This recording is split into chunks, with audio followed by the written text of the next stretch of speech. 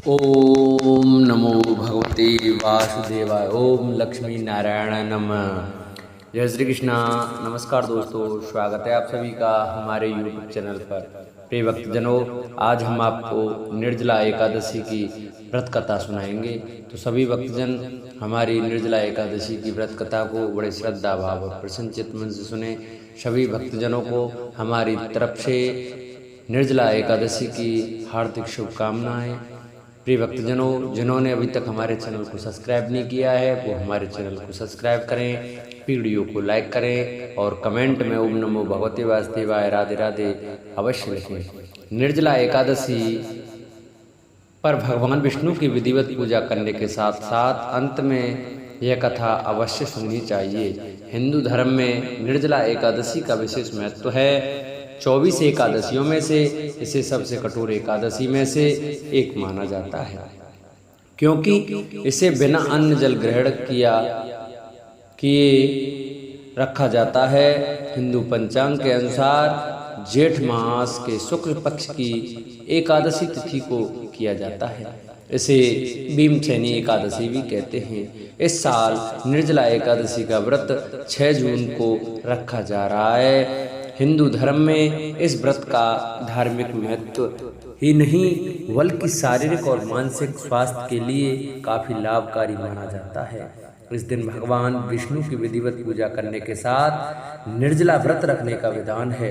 इसके साथ ही इस दिन दान देने से कई गुना अधिक फल की प्राप्ति होती है और समस्त पापों से मुक्ति मिल जाती है।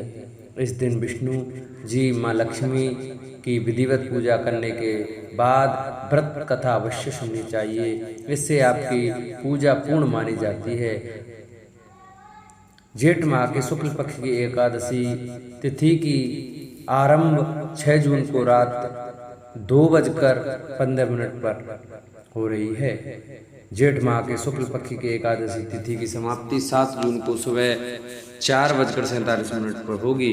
निर्जला एकादशी का व्रत ऐसे में उदया तिथि के आधार पर निर्जला एकादशी व्रत 6 जून को रखा जाएगा, जो ग्रस्त लोग रख सकते हैं। इसके अलावा वैष्णव संप्रदाय के लोग 7 जून 2025 को रखेंगे।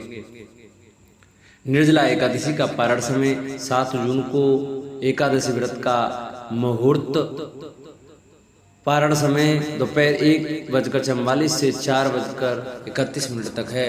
पारण तिथि के दिन हरिवासर समाप्त होने का समय 11:25 पर है। 8 जून को वैष्णव एकादशी के लिए पारण का मुहूर्त सुबह 5:23 से 7:17 तक है।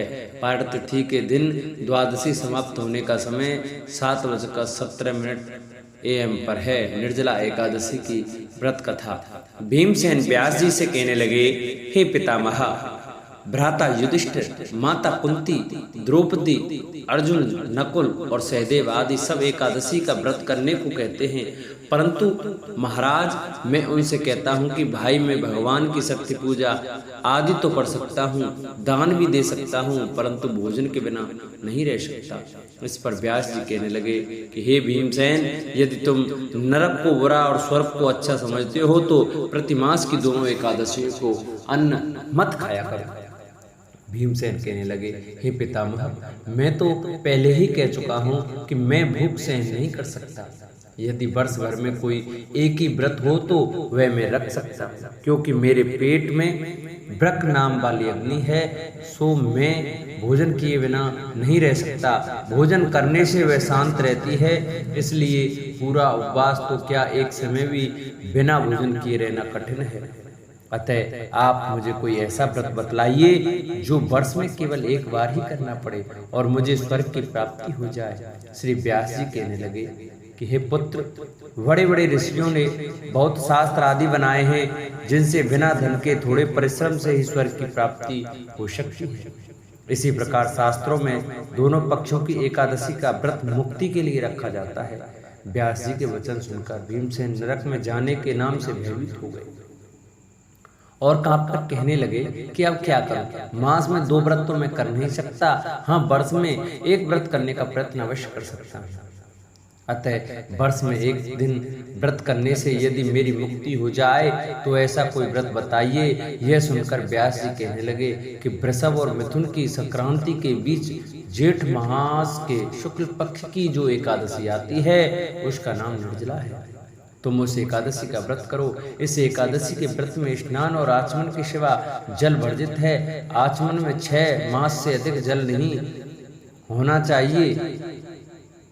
आचमन में 6 मासे से अधिक जल नहीं होना चाहिए, अन्यथा वह मदपान के सदृश हो जाता है। इस दिन भोजन नहीं करना चाहिए क्योंकि भोजन करने से व्रत नष्ट हो जाता है। यदि एकादशी को सूर्योदय से लेकर द्वादशी के सूर्योदय तक जल ग्रहण न करें तो उसे सारी एकादशियों के व्रत का फल प्राप्त होता है। द्वादशी को सूर्योदय से पहले उठकर स्नान आदि करके ब्राह्मणों को दान आदि देना चाहिए। इसके पश्चात भूखे और सत्पात्र ब्राह्मण को भोजन कराकर फिर आप भोजन कर लेना चाहिए। इसका फल पूरे 1 वर्ष की संपूर्ण एकादशियों के बराबर होता है।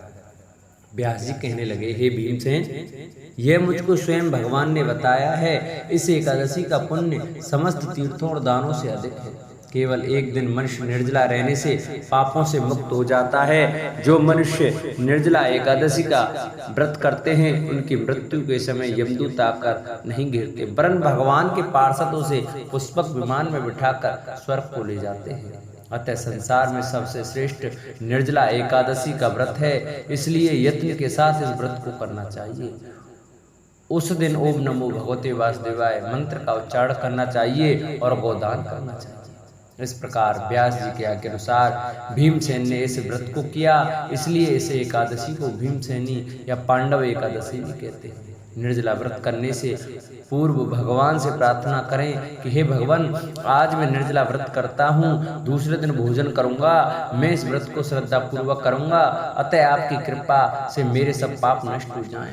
इस दिन जल से भरा हुआ एक घड़ा वस्त्र से ढककर स्वर्ण सहित दान करना चाहिए।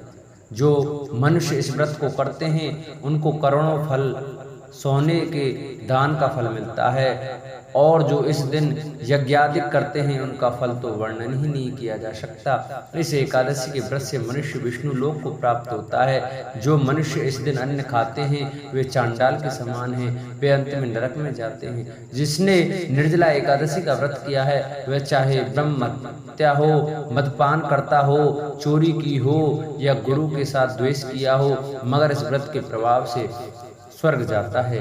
हे कुंती पुत्र, जो पुरुष या स्त्री श्रद्धा पूर्वक इस व्रत को करते हैं उन्हें अग्रलिखित कर्म करने चाहिए। प्रथम भगवान का पूजन, फिर गोदान, ब्राह्मणों को मिष्ठान व दक्षिणा देनी चाहिए तथा जल से भरे कलश का दान अवश्य करना चाहिए।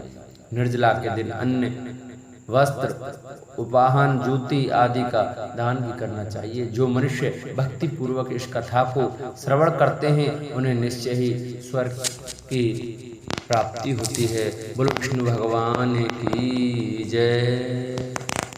जिन भक्तों को हमारी ये एकादशी की व्रत कथा अच्छी लगी हो वो हमारी वीडियो को ज़्यादा से ज़्यादा शेयर करें।